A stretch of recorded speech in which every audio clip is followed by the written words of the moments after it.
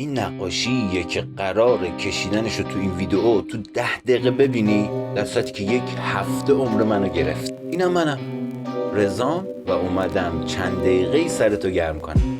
قبل اینکه بریم سراغ داستان این ویدیو یه چیزی رو بگم. این دومین ویدیوییه که تصمیم گرفتم نقاشیشو جوری بکشم که بشه قاب گرفت و زد به یه دیواری.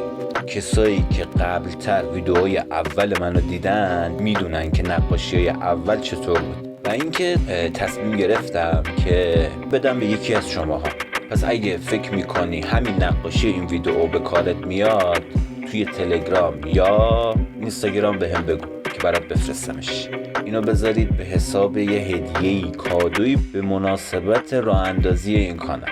اگر فکر میکنید این نقاشی مناسب استفاده کردن روی یکی از دیوارای اتاق یا خونتون هست. حالا نقاشی فاخری نیست ولی که خود زمان زیادی ازم گرفته دیگه.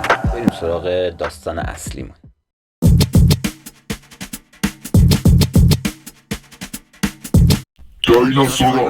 موجوداتی که اگه در حال حاضر زنده بودن قطعا ما الان یا کلن وجود نداشتیم یا اگرم وجود داشتیم نمیتونستیم به این شکلی که الان داریم زندگی میکنیم روی این توپ گرد دوست داشتنیمون ادامه حیات بدیم. پس میشه گفت زندگی بدون دغدغه حال حاضر ما مدیون منقرض شدن دایناسوراست. از قرن 19 که اولین فسیل دایناسور پیدا شد و ما تازه متوجه شدیم که همچین موجودات عظیم و جثه‌ای هم وجود داشتن، نظریه‌های مختلفی در مورد دلیل یا دلایل منقرض شدنشون مطرح میشد. یکی از نظریه‌های خیلی قوی برخورد شهاب سنگ به زمینه که احتمال خیلی قوی تو ذهن خود تو هم همینه. درسته؟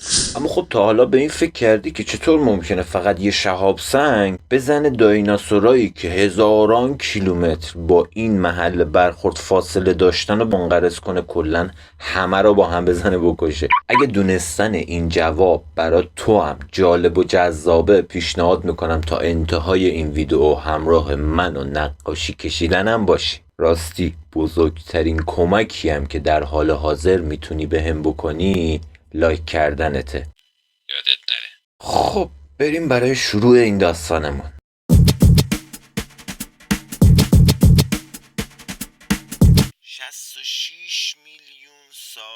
اگه اولین بار میشنوید که 66 میلیون سال پیش وقتی دایناسورها داشتن زندگی معمولیشون رو میکردن، یه شهاب سنگ خیلی بزرگ به قطر 10 کیلومتر داشت به زمین نزدیک میشد. پس از این به بعدش واجبه بدونید که از روزها قبل از این که این شهاب سنگ وارد جو زمین بشه، دایناسورها میتونستن اونو به شکل یه نقطه کوچیک نور ببینن. حتی تو روز هرچی به زمین نزدیکتر میشد این نقطه هی بزرگ و بزرگتر میشد. شاید به خودت بگی که اون که ستاره نبوده که از خودش نور داشته باشه، پس چطوری به شکل یه نقطه نور دیده میشده؟ در جواب باید خدمت عرض کنم که اون نور بازتاب نور خورشید بوده. همونطوری که در حال حاضر ماهواره‌های دور زمین رو احتمالاً به شکل یه نقطه نور دیدی که در حال حرکته. اگر تو شب بوده باشه احتمالاً دیدی که یه ستاره داره راه میره.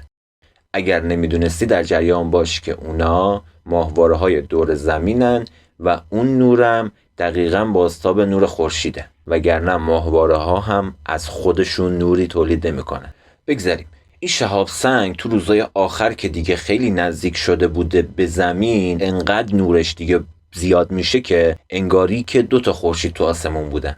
اصلا از نظر بعضیا نباید بهش بگیم شهاب سنگ، میشه بهش گفت یه سیارک کوچیک، سیارکی با جرم معادل حدوداً 1.5 برابر قله اورست. اما خب فقط بزرگی این شهاب سنگ نبود که کل دایناسورا رو منقرض کرد، چون حالا میگیم قطر 10 کیلومتر و حدوداً جرم 1.5 برابر قله اورست، ولی خب در برابر زمین در حد یه پشه بود. پس چطور کل دایناسورا منقرض شدن؟ سرعت خیلی زیادش هم بود. متخصصا سرعت این شهاب سنگ و زمان برخورد با زمین حدود 50 کیلومتر بر ثانیه تخمین زدن. دقت کردید؟ 50 کیلومتر بر ساعت نه، بر ثانیه. این شهاب سنگ 10 کیلومتری زمان فرودش روی زمین تو هر 1 ثانیه 50 کیلومتر طی می‌کرد. دیگه باید تصور کنید چه سرعتی داشته. انرژی که این شهاب سنگ به زمین وارد کرده، اومدن حساب کتاب کردن، دیدن معادل منفجر شدن 2 میلیون بمب تزار، 2 میلیون عدد بمب تزار با هم بوده. بمب تزار اگر نمیدونی در جریان باشید که قدرتمندترین آزمایش هسته‌ای تا الان بوده، یا بمب هیروشیما، اما میلیون ها برابر بیشتر. وقتی همچی انرژی وارد میشه به زمین، قطعا موجی رو ایجاد میکنه که خب تا کیلومترها اونورتر هر موجود زنده‌ای در جا میمیرن. اما بازم این موج جوری نبوده که دایناسورا یا موجودات زنده‌ای که هزاران کیلومتر اون طرفتر بودن یا اصلا بگیم اونور کره زمین بودن بمیرن. پس چی شده؟ تبعات دیگه‌ای که این برخورد داشت و باعث شد موجودات عظیم و جثه و بزرگ جثه‌ای مثل دایناسورا بمیرن، به وجود اومدن یه سونامی بزرگ بود. اگه فیلم میان ستاره ای رو دیده باشید، اون موج بزرگی که به خوبی هرچه تمامتر به تصویر کشیده شده بود، یه ارتفاع حدود 1.5 کیلومتری داشت.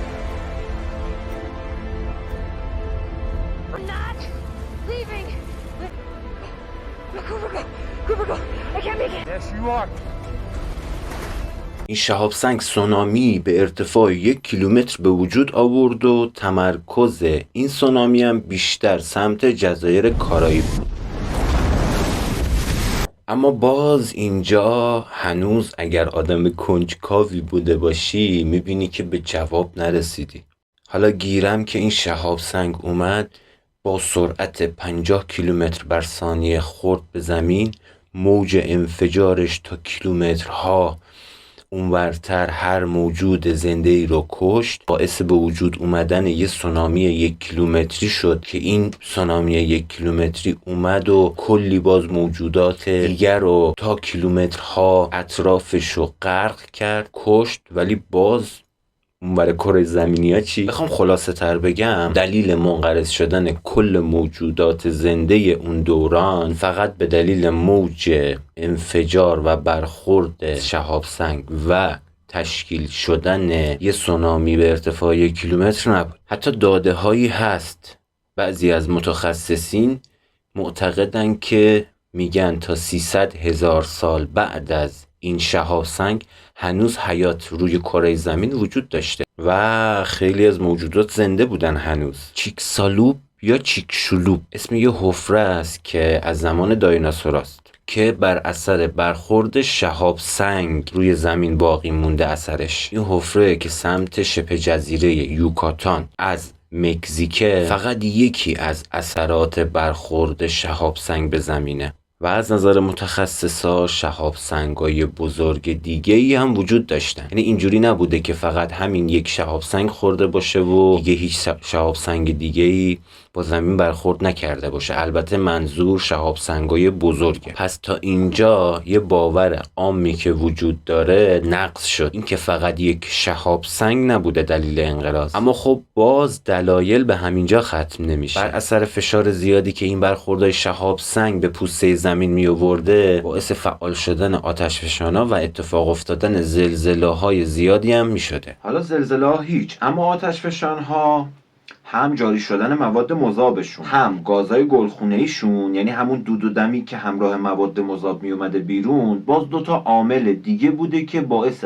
قل و قم شدن موجودات زنده می شده. مواد مذابشون که مشخصه به چه شکل باعث کشته شدن موجودات زنده می شده، اما گازهای گلخونه‌ای که آتش فشانها زحمت تولیدش رو کشیده بودن، باز خودش باعث یه تغییر بدی شده بوده. هم سطح اکسیژن رو خیلی آورده بودن پایین، هم رفته رفته با انباشته شدن این گازهای گلخونه‌ای یه مه غلیظی هم به وجود اومده بوده و همین مه غلیظ باعث شده بود که نور خورشید و گرما به اندازه کافی به زمین نرسه. داستان انقراض از اینجا به بعد جدی شده بوده، یعنی میشه گفت عاملای قبل از این یه شوخی بیش نبودن. این مه غلیظ باعث به وجود اومدن یه عصر جدید شد، عصری که زمین رو وارد یه دنیای دیگه کرد.